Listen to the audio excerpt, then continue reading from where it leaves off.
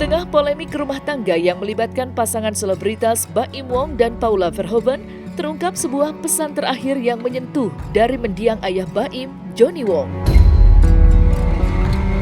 Sebelum meninggal dunia, Johnny Wong kabarnya sempat menitipkan pesan penuh harapan kepada putranya. Pesan tersebut berkaitan dengan keinginannya agar Baim dapat menyelesaikan permasalahan rumah tangganya dan rujuk kembali dengan Paula. Harapan ini semakin terasa kuat ketika Paula Verhoeven hadir di rumah duka untuk memberikan penghormatan terakhir kepada mendiang ayah Baim Wong. Meski hubungan mereka tengah diuji, Paula menunjukkan sisi dewasanya dengan hadir memberikan dukungan untuk Baim.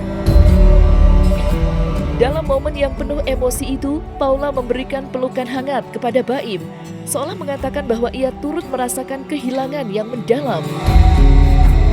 Lantas, akankah Baim merujuk sesuai dengan pesan terakhir ayahnya yang menginginkan Baim berdamai dengan Paula?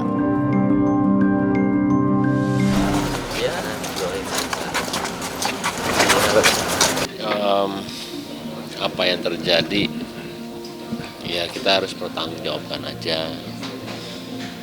Mau itu salah atau nggak benar, kalau saya nggak bisa ngejudge. Kesampingkan gitu, Paula lebih mementingkan dia kerja gitu. Jadi anak-anak sama Mas Baim. Enggak lah, orang tua pasti sayang sama anaknya. Kemarin, pasangan selebritas Baim Wong dan Paula Verhoeven kembali menjalani sidang lanjutan perceraian mereka di Pengadilan Agama Jakarta Selatan. Sidang yang berlangsung dengan agenda mendengarkan keterangan saksi menjadi momen krusial dalam proses hukum ini. Baim Wong hadir dengan didampingi kuasa hukumnya. Dalam persidangan, pihak Baim menyampaikan bahwa mereka telah menyiapkan 82 bukti, 11 saksi, 3 saksi ahli, dan tambahan 1 saksi ahli. Bukti-bukti dan keterangan saksi ini diajukan untuk memperkuat posisi Baim dalam perkara ini, termasuk dalam upayanya memperjuangkan hak asuh kedua anak mereka. Di sisi lain, Paula Verhoeven juga tidak tinggal diam. Meski tidak hadir secara langsung dalam persidangan, pihak Paula melalui tim kuasa hukumnya juga berupaya memberikan argumen dan bukti yang kuat demi mendapatkan hak asuh anak. Yang jelas semua bukti kita sampaikan dan ada saksi fakta 3 sehingga total saksi fakta menjadi 11. Habis itu ahlinya 3 dan kita juga diminta untuk mendatangkan ahli lagi 1.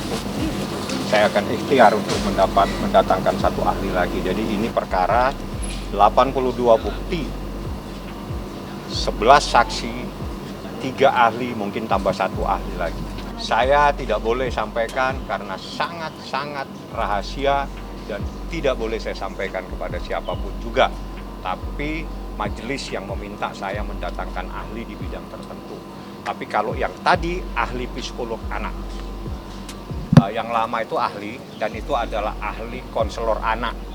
Jadi dia yang memberikan terapi terhadap anak supaya tidak trauma, sehingga ditemukan tadi ada delay trauma terhadap anak kepada seseorang yang tidak perlu saya sampaikan. Norma itu tidak akan tergantikan dengan adanya kaidah gitu. Itu satu gitu kan. Dan kemudian itu pun sebenarnya tidak bisa digunakan putusan-putusan Mahkamah Agung yang sebenarnya bukan juga kaidah. Itu ada jenjangnya. Satu jenjangnya itu adalah kaidah, gitu kan. Dan kemudian kalau nggak ada kaidah itu makanya hakim menemukan hukum.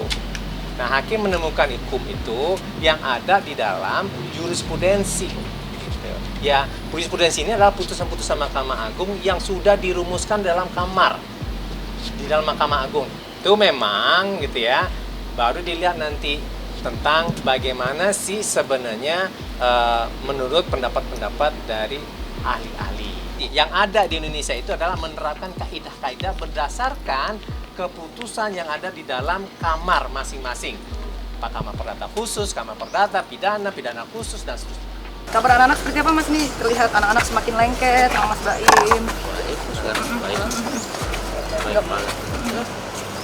Merasa agak sedikit kewalahan nggak sih Mas ngurusin anak-anak tuh Mas? Wah. Enggak ya, seneng aja ya. Enggak. banget. Parenting aku tuh aku belajar juga dari buku, dari psikolog. Maksudnya kan kita kan belajar ya namanya jadi orang tua, dan apa ya, kadang-kadang kalau misalnya yang cara ini nggak cocok ya pakai cara yang lain. Tapi kalau sekarang sih lebih kepada fleksibel aja sih, fleksibel tapi kita punya aturan disiplin, karena anak mulai dari umur 3 tahun sampai 7 tahun itu udah mulai bisa, itu masa emasnya kan, mulai bisa dikasih aturan, disiplin.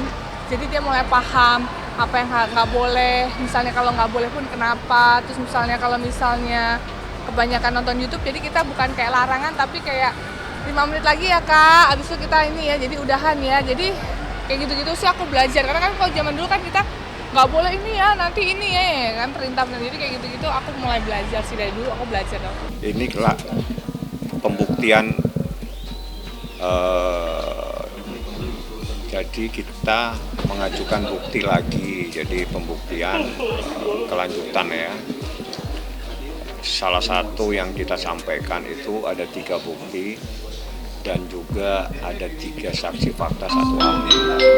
Jadi total itu sudah hampir 80 lebih. Nomor perkara 454. Sekarang itu sudah bukan zamannya lagi orang tua yang menentukan anak itu harus kepada siapa, ya.